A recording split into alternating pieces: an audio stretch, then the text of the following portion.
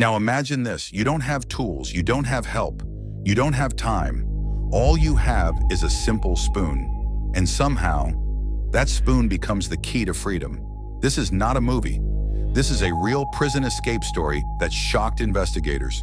And today I'll break down exactly how it happened step by step. On paper it was escape-proof. Reinforced concrete walls, constant surveillance, scheduled guard patrols, locked cells with steel doors. But there is one thing most prisons cannot fully control: human routine. And that's where this escape begins. According to criminal psychology research, most successful escapes don't come from strength. They come from observation, patience, and exploiting predictable systems. This man didn't rush. He studied everything. At first glance, it looks useless for escape. But in engineering terms, even simple metal can become a tool if used over time. The man began doing something strange. He kept the spoon. He didn't eat normally with it.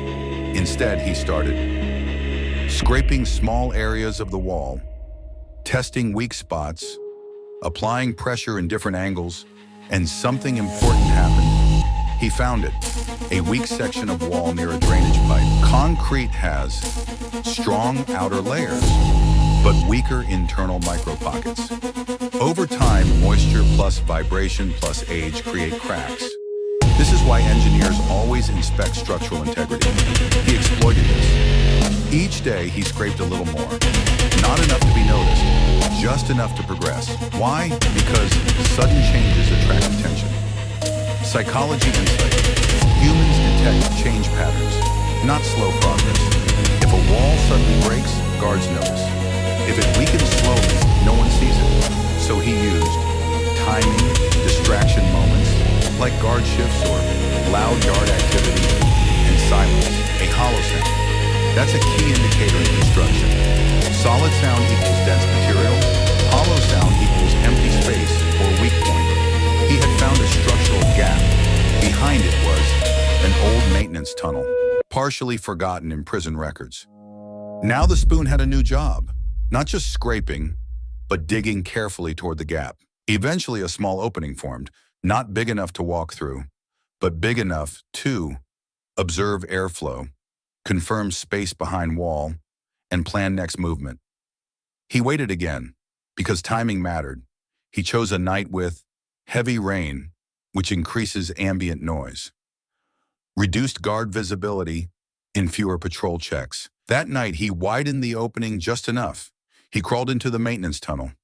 Inside was in darkness, narrow pathways, limited oxygen flow. But here's a science fact.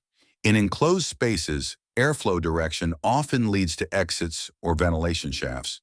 He followed the air movement, step by step, until he reached a service exit used for maintenance crews. And that exit was not fully secured from the inside. When he stepped out, he was technically free, but not safe yet, because escaping prison is only half the challenge. The real challenge is avoiding detection, changing identity, and disappearing into society. He changed clothes using discarded maintenance materials and blended into a nearby service route.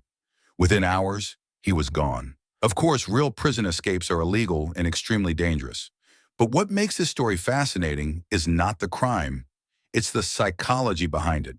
It shows how systems can fail, humans adapt under pressure, and small tools can become powerful in unexpected ways. Now, I want to ask you something. Do you think this escape was pure luck or careful intelligence over time? And if you enjoyed this breakdown, I have more insane true escape stories coming next.